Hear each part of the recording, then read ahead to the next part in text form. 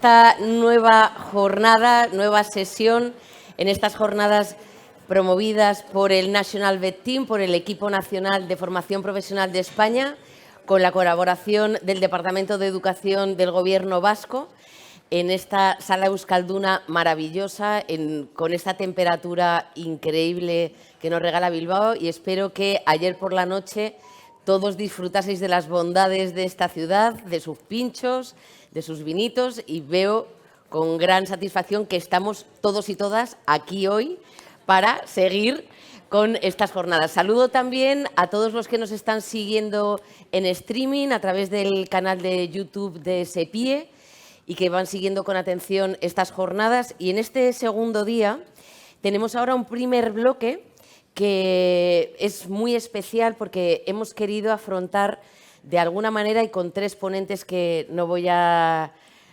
desvelar ninguno de los secretos de sus ponencias, pero hemos querido hacer un bloque dirigido a la excelencia y la inclusión, como no son para nada dos elementos contrapuestos, sino cómo están engarzados, que la inclusión y la excelencia vayan juntos y sobre todo en el ámbito que nos compete, que es en la formación profesional. Para ello tenemos un panel que dos de nuestros ponentes son internacionales y les agradezco especialmente que se hayan trasladado para estar con nosotros y acompañarnos todos los días. Por un lado tenemos a Joao Santos, conocidísimo por todos. Es un lujazo poderle tener con nosotros aquí. Muchísimas de las baterías de acciones, propuestas que hay sobre formación profesional han venido a través del trabajo que él ha desarrollado en la Comisión Europea. Creo que podemos decir todos que no hay precedentes en la historia de la humanidad, no hay, de una persona como Joao, que ayer hablábamos de que cada uno somos un milagro, pero también de la cantidad de recursos que se están dirigiendo para la formación profesional, para la excelencia de la formación profesional y el atractivo en nuestros días de la formación profesional. Creo que es un momento que es un gusto poder estar participando y contribuir con él. Y vamos a hacer un desglose en esta mañana en tres niveles sobre la excelencia e inclusión. Primero, con el nivel de Joao Santos como experto. Pasaremos después a un segundo nivel con otro de nuestros invitados internacionales en una coordinación de un centro de excelencia, los COBE, en inclusión, y el tercer nivel va a ser dentro de un centro de formación profesional del País Vasco, esto cómo se desarrolla. Con lo cual, quiero dar la palabra a Joao Santos para que nos presente su presentación, que realizará en inglés. Yo le he dicho que podía hacerlo en portuñol, pero no ha querido hacerlo.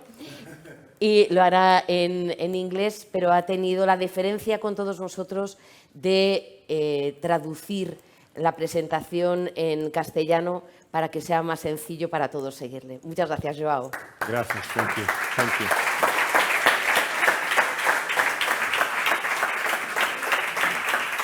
Thank you.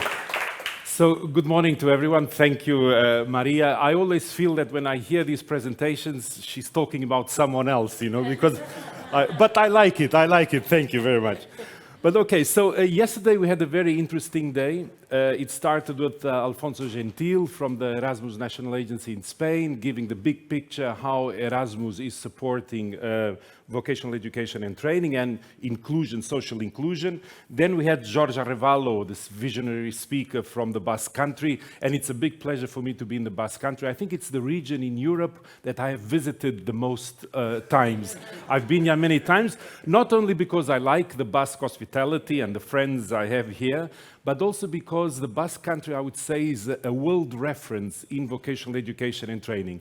Quite often in Spain, people ask me, you know, what could be done? What have you seen in other countries that could be applied in Spain? And I tell people, you know, you don't have to go far. Go to the Basque Country inside Spain, where you have a world reference of really good quality vocational education and training. And, you know, one of the things I liked about Jorge Revallo, you know, one of the sentences he said yesterday is el progreso es progreso si progresamos todas y todos. And I think this sort of encapsulates the vision and the way in which the human-centered approach is very much worked on in the Basque Country. Then we had my colleague Marta Gutierrez from the Erasmus unit in the European Commission, explaining how social inclusion cannot be seen as an objective in itself and has to be contextualized in what we do. When we're talking about green transition, when we're talking about green skills, digital skills, citizenship, all of these elements, social inclusion has to be inside of it. You cannot think about good transitions for digital and green without looking how can we bring everyone together? How can we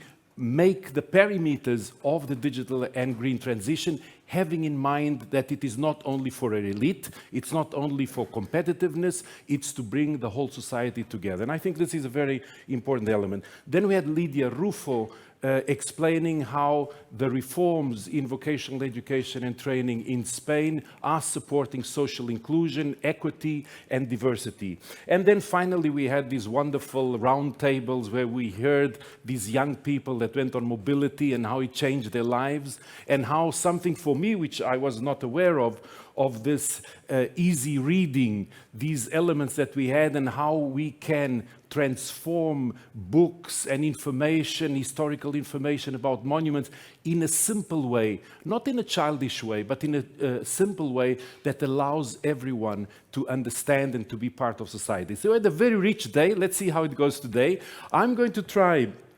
I did something yesterday evening. I was awake until very late, because I thought I'm speaking in English. The least I could do is try with Google to make a translation of my presentation. So today, if you find some mistakes in Spanish, it's Google's fault. It's not my fault. So, but I think it's relatively good. So what will I try to do in the next 20 minutes? First of all, I will try to explain why we need inclusive excellence approach in vocational education and training and why it is important. Then I'll try to tell you who benefits. I mean, you all know it, but just to put it in a few slides, who benefits from inclusive excellence approach, and then how can the vocational education and training institutions become more inclusive. So I'll just give you a few slides, a few ideas. We don't have much time to explain how it is. And then a topic that is in everyone's mind lately with ChatGPT, with Bing, with Bart of Google, how artificial intelligence can help us in our road to vocational excellence. And then finally, a project I've been very involved with, and my friend Paulo Nardi as well, which is Centers of Vocational Excellence, and how they can also contribute to create inclusive excellence. So, but before doing that, I'd like to, if you can please put your mobiles out and just scan this, or go to slido.com. It would be very important if you please do this. Go there and then go to slido.com so that we do a quick exercise in which we participate with you. I cannot, give you the word for everyone have questions in this short minute, but if you can please go there. Is it all okay? Everyone has it? If the QR code doesn't work, just go to your browser, slido.com, then it asks you for the code of the event, you put CPE. Okay? Everyone fine with it? Excellent. So let's go. Can I please ask if you can please change? Okay. So the questions, I've also got them in Spanish, so please be tolerant if there's any mistake there. So the question is, what are the first two ideas that come to your mind when we're talking about inclusive excellence? What comes to your mind? You can use some that are there. CPA, okay, I see. Good. Everyone, todos, fine. You can do it in Spanish or in English, no problem. Oportunidades, very good. Excellent. Okay, cohesion, team, heart, excellent. Corazón. Okay, this is good. We've got 42 people that have already answered. This is very good. You are participating well. Excellent. Okay, so this is just to get a feeling of what inclusive excellence means for each and every one of you. This is interesting because then we'll keep this for the record of the event. Sin barreras, inserción laboral, igualdad, posible, good, excellent. Okay, so we're going now to the next question. I hope it works. Okay. Is it possible, the answer has already been given, but just to have your views, is it possible to be excellent and inclusive at the same time? Or do we have to choose? I mean, if you are working in a vocational center, do we have to choose? You can either be excellent or you can be inclusive. Be the two is difficult, or you think it should be together. I see that everyone believes that inclusion, no, there's someone that doesn't believe in it. Good. Okay. So there's someone, I think one or two persons, that think that you cannot have it all. You either focus on being excellent or you focus on being inclusive, right? But it's really a minority. And I beg to disagree with that person, because excellence, the way we've defined it, at least in the European Commission and the Vocational Excellence Initiative, is that excellence by definition cannot exist if it is not inclusive.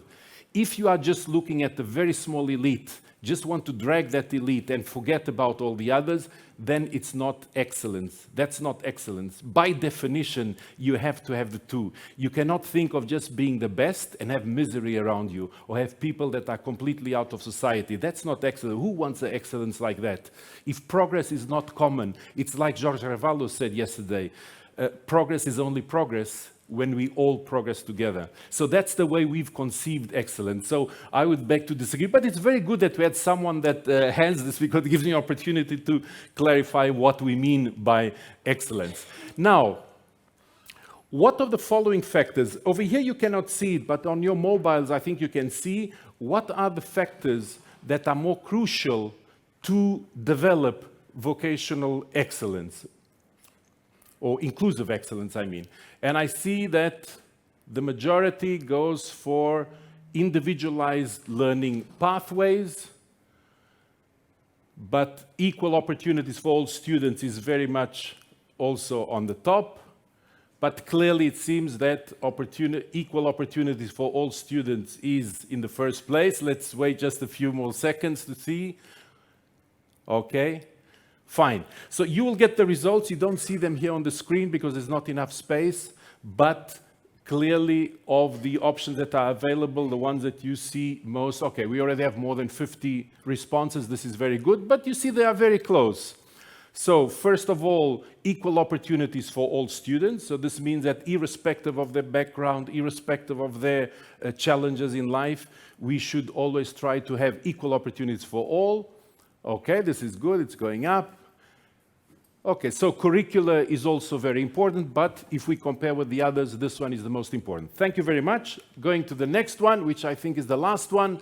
Now, I know that some of you might not know what the Centers of Vocational Excellence are, but I'd like your views. I will explain what it is, but you know this initiative of the Commission, which is supported by Erasmus+, the Centers of Vocational Excellence, to what extent do you think they can be a useful instrument to support inclusive excellence? And you'll see Paolo Nardi immediately after me explaining how concretely the Centers of Vocational Excellence are working on social inclusion. But okay, it means that there's still a lot of communication we have to do, because only 45% think it is okay, and only 11% think it is brilliant. So it's good that we have it, because Paolo Nardi will have the responsibility of showing you how next time you should be voting more on the last one. Right answer is 5. Exactly, okay. Good. Okay, so this is just to open it. I know I'm running out of time, which is usual, but we will get it. Can you put the presentation now? I'll go to the presentation. And, okay, so, perfect. So remember the first question I told you, why inclusive excellence? And I think this is I will now try to explain why. First of all, because, you know, all the member states of the world have signed the strategic development goals, and you have many of them. I think you cannot, the sustainable development goals, you cannot achieve them if you don't have a big focus on education to support all of those goals. But in particular, there are three that are very much related to inclusion and education. Of course, the fourth goal, which is focused, mainly on education, but also others like infrastructure. You know, we saw yesterday people with disabilities, how important infrastructure is. So also that one is extremely important. And objective 10 on reducing disequality. So if you look at the global, what are global objectives, what is done at the level of the United Nations, for that reason, it's already a good reason to have inclusive excellence approach. Now, another element which is very important is the European pillar of social rights, which all the European institutions, all the European member states are working towards. And there we have 20 principles. The first of all the principles is the principle on requiring that everyone has the right for quality and inclusive education and training. This has been agreed by all the member states. And this is a way, the European Pillar of Social Rights is, if you want, a roadmap saying that we want a Europe which is modern, which is developed, which is competitive, but it has to have a social dimension. So in everything we do, when we're talking about green transition, digital transition, whatever, it only makes sense to have progress if it has a social dimension, if we put people at the center of everything we do. Being rich is good, but being rich with misery around us makes no sense, or having bad quality of life. So the Pillar of Social Rights sort of gives the social dimension of everything that we envision for the future of Europe and the future of all the nations and all the people collectively. So this is very important, and I think it is not by chance that the first of the 20 principles is this focus on inclusive and quality education. So this is just to reinforce the idea why it is so important. And then what do we mean? And I'm, of course, talking about the context of what I worked on in the European Commission before and this initiative on inclusive excellence. What do we mean by inclusive excellence? Quite often I get this question. In this slide, I try to summarize. I'm not going to read it. You have everything there, and don't worry because of taking notes or whatever. This will be distributed by Maria and her services to everyone that wants. But what do we mean? Basically, we mean that it is based on equity, on being able to provide the same or similar opportunities for everyone.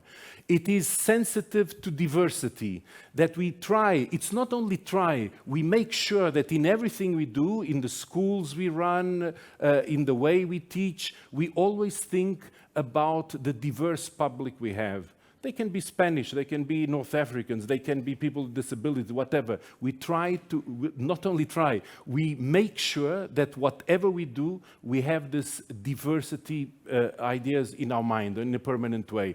It is flexible and adaptable. It adapts to changing circumstances. Today my class is what it is, tomorrow it will be different kind of students. And I've got to be able to adapt. I've got to be able to, the way I teach, the way I talk with people, the way I address them, the way I do the assessments is adapted to what are the needs of the people. And then being inclusive and reaching out to everyone. And finally, that it is based on results. So being inclusive doesn't mean that I've got to do easy tests for some people and difficult tests for the most brilliant. No. We have to achieve the same, we have to try to achieve the same results, but we have to give the opportunities and we have to address people, different publics, in different ways. But saying that, no, for these people I'll do easy because they're not capable, that's not being inclusive. That's just trying to, be nice to people, but you're not going to achieve social inclusion by making it easy because we think they're not good enough. No, it's trying to see, how can I make this person that has difficult challenges, reach the same objectives objectives as someone that is very good. That is inclusive, when we try to bring everyone to a higher quality. Sometimes it's not possible, but we have to do that. It has to be in our mind in the way we do it. So this slide sort of gives you an idea of how we see, when I was in the commission, I'm not there any longer, but how we thought of inclusive excellence. Now, who benefits when we have this kind of inclusive excellence? Who gets the benefit from this? And it is important that we know it. First of all, the students.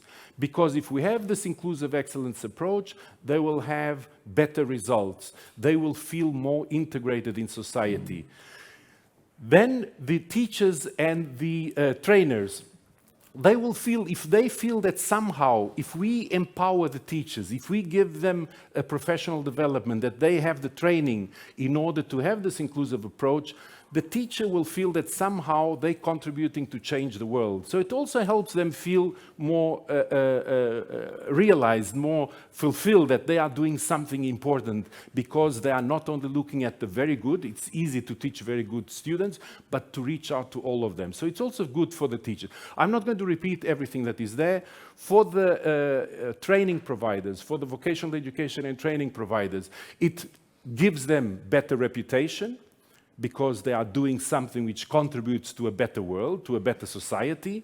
And of course, it also has to do with their social responsibility. We all have the social responsibility of providing better lives for all. And this way is one of the ways of doing it. And of course, society. If we have a more just society, and we all live in a better way, we know that our neighbor is doing well, that we are doing well, but our neighbor as well. I think this, as a collective way of developing a society, is very positive. So just to say that being excellent, or having an approach of inclusive excellence, there are many people, we all gain from it. It's not only the learner, it's the teachers, it's the institutions, it's society in general that gains from it.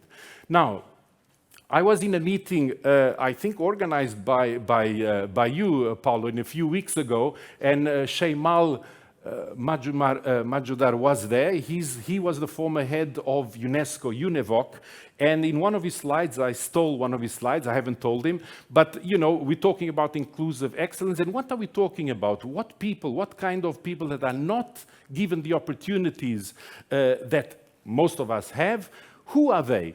We know that in the world, there are around 263 million children that don't have access to school. We also have some of them in Europe, not as much, of course, but we also have some.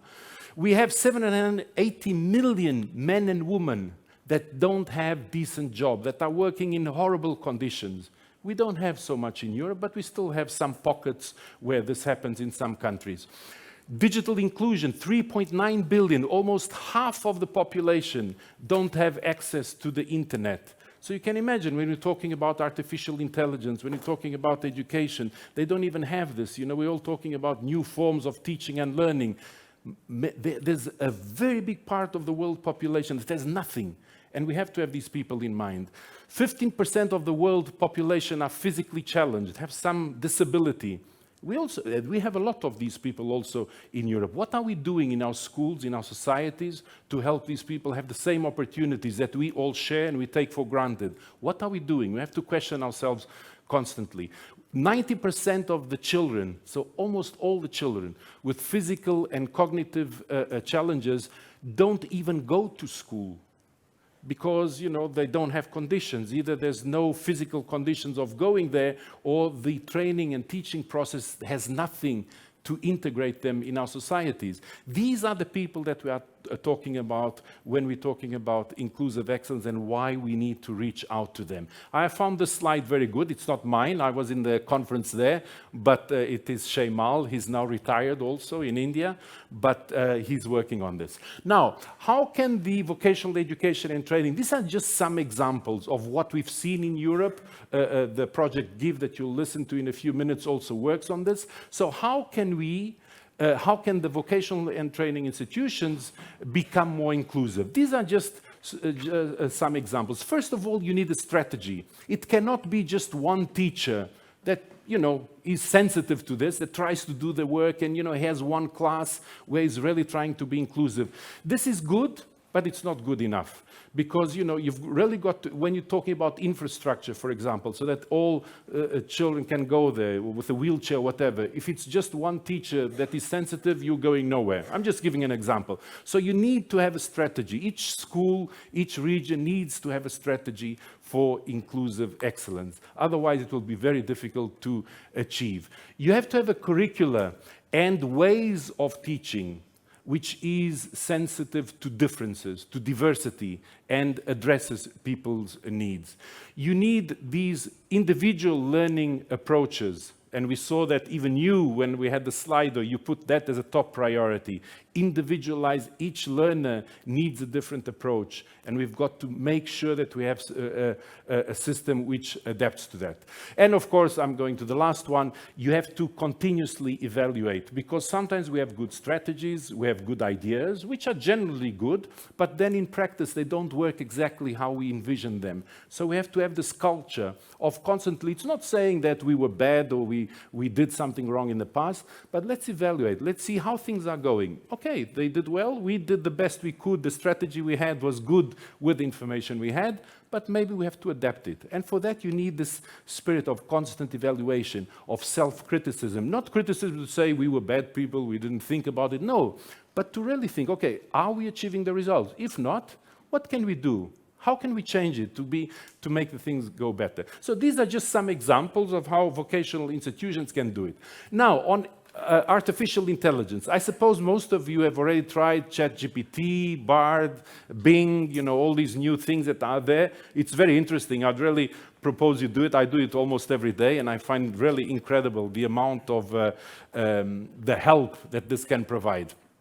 I tried to, with the help of ChatGPT, I tried to do a SWOT analysis to see, you know, what are the potential risks and the potential for us to improve inclusive excellence with artificial intelligence. So first of all, in terms of strengths, you've got the possibility of personalized teaching. You can, with artificial intelligence, identify where a particular student is going better, where it is going worse, and I think in the next few years you'll see incredible developments, that with a simple mobile phone you will get teaching process which is adapted to your needs. You might be learning algebra, there's one part of algebra where you're not progressing as well as someone else, and instead of having a teacher that gives the same examples to everyone, you'll have individualized approach that knows where you are, where you need more practice, and it will give you more a tailored approach for you to develop more of that.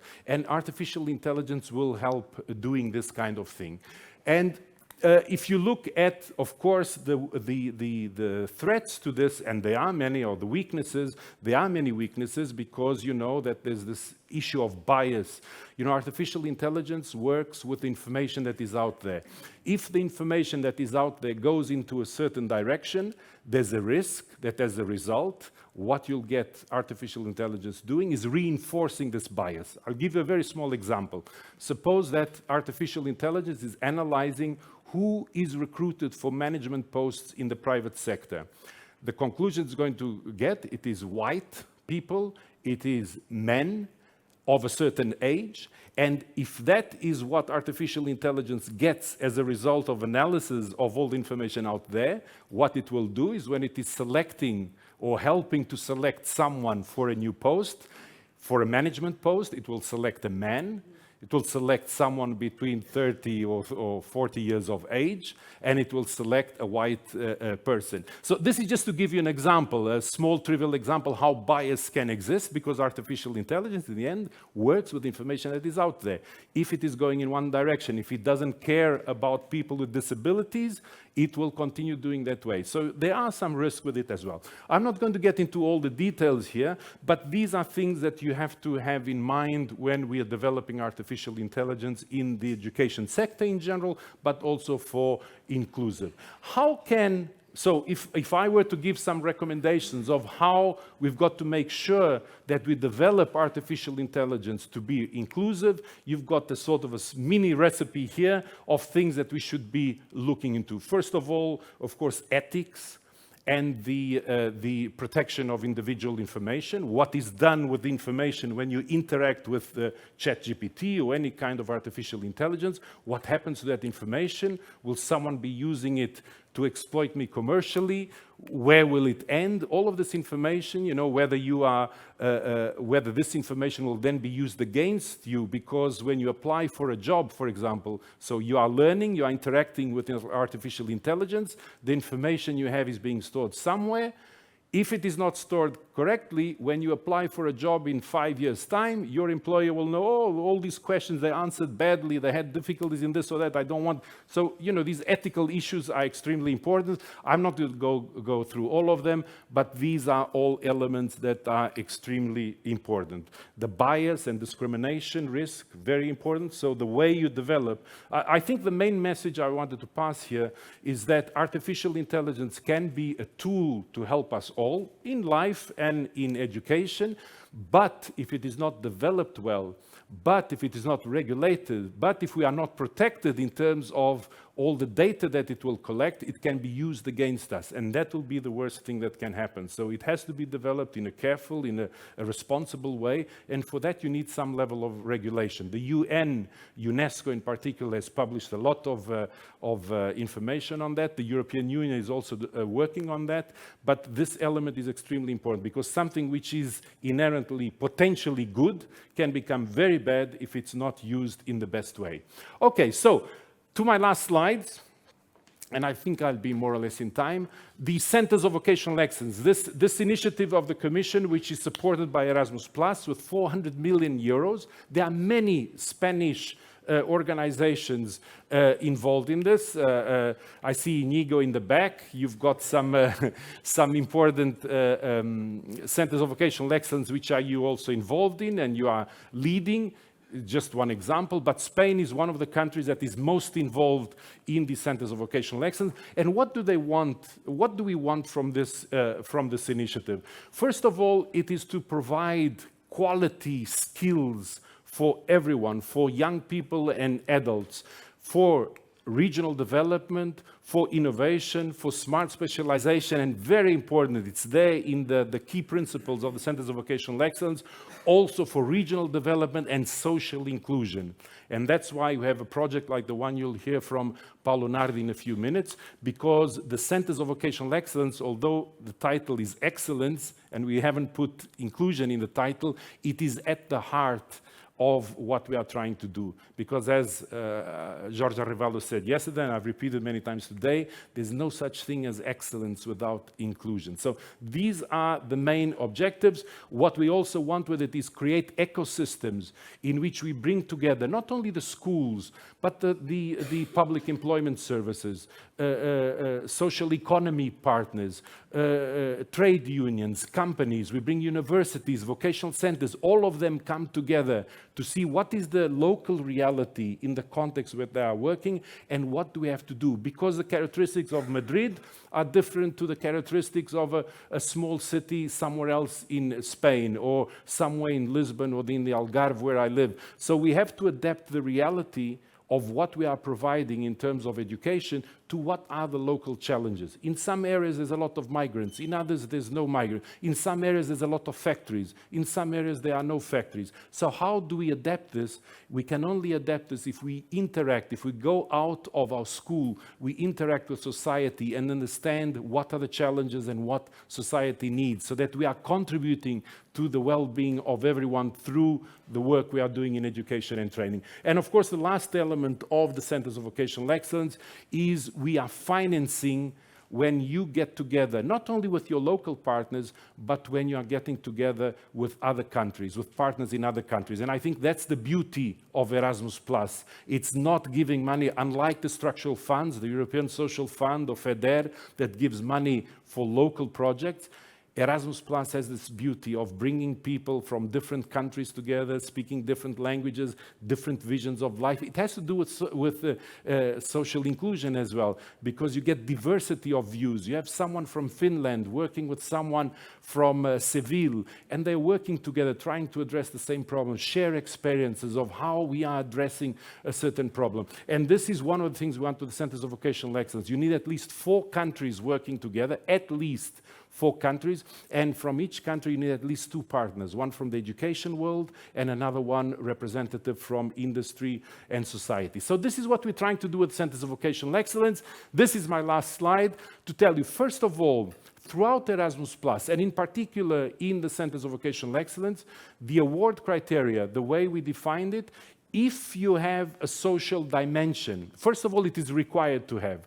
But if you have it and it is well developed, you get additional points in the award criteria. So there is a focus that we want to give value when projects have the social dimension. That is a very important element to tell you. So, and if you look at the activities we are trying to support with the Centers of Vocational Excellence, these are just some of them. So, identifying the needs of certain students.